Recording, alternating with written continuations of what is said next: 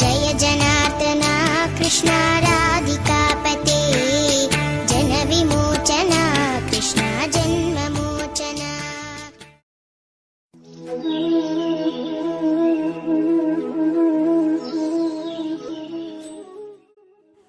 மோகினியின் வடிவத்தில் மகாவிஷ்ணு அசுரர்களை ஏமாற்றியதை பரமசிவன் கேள்விப்பட்டார்.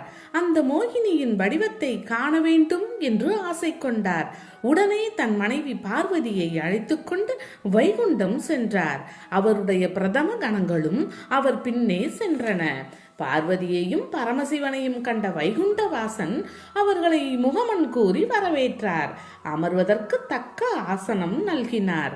பின்னர் பரமசிவன் புன்சிரிப்புடன் மகாவிஷ்ணுவை பார்த்து பேசத் தொடங்கினார்.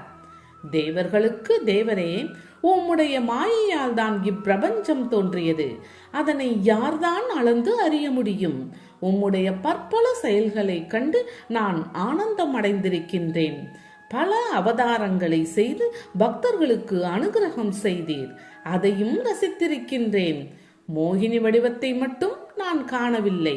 அதை தரிசிக்கும் பொருட்டே இங்கு வந்தேன் என்று கூறினார். பரமசிவனின் இந்த வேண்டுதலுக்கு மகாவிஷ்ணு இறங்கினார்.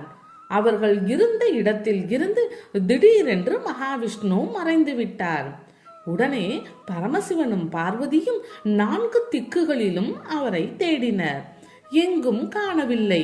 பக்கத்தில் அழகிய உத்தரவனம் ஒன்று தோன்றியது.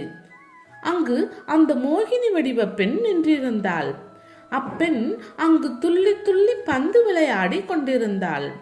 கருவண்டு விழிகள் சுழன்றன. ஒடிந்து விழுந்து விடுவது போன்ற இடை. அவள் குனிந்து நிமிரும் பொழுது மிகப்பெரிய தனங்களின் சுமையால் இடை ஒடியுமோ என்பது போன்று மனத்தில் ஓர் அச்சம். ஒரு கணம் அப்பெண்களின் கண்களும் பரமசிவனின் கண்களும் கலந்து பிரிந்தன. அவ்வளவுதான்.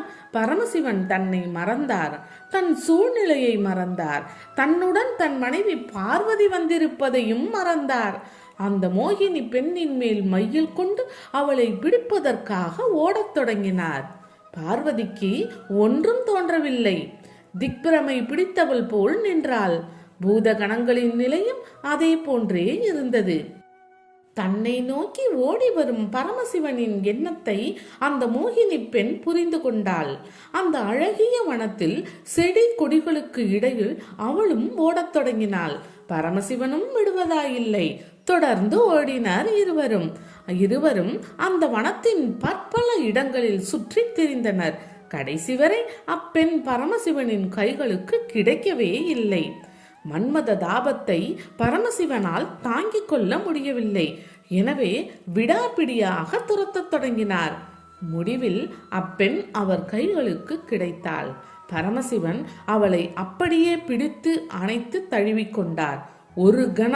ஒரு கணம்தான் அவள் அவருக்கு ஆட்பட்டாள். மறுகணம் அவர் பிடியில் இருந்து விடுபட்டு ஓடிவிட்டாள். அந்த ஒரு கணத்தில் அவருடைய வீரியம் வெளிப்பட்டு பல இடங்களில் பட்டு தெரித்தது. அவளை காணாமல் அங்கும் இங்கும் தேடினார். அவர் தேடிய இடங்களில் எல்லாம் வீரியம் சிதறியது.